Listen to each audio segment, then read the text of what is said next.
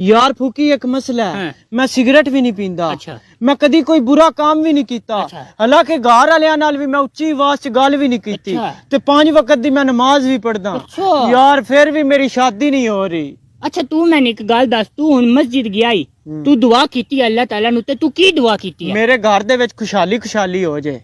ए देख, यही ते मसला है, यही ते मसला है। तू खुशहाली मांग रहे हैं ते नाल तू शादी भी मांग रहे हैं। हुन इंज किंज हो सकदा है? और तू की मांगया? मेरी जिंदगी विच सुकून आ जाए। ओल यही ते सारा मसला है भाई जी। तू सुकून मंगदा पिया तो तू शादी मंगदा पिया। भाई ए पता क्या होंदा है, या ते तू सुकून ले ले या तू शादी करवा ले। तेरियां भाई दुआवें ही गलत ने। हां मसला ते इत्थे है।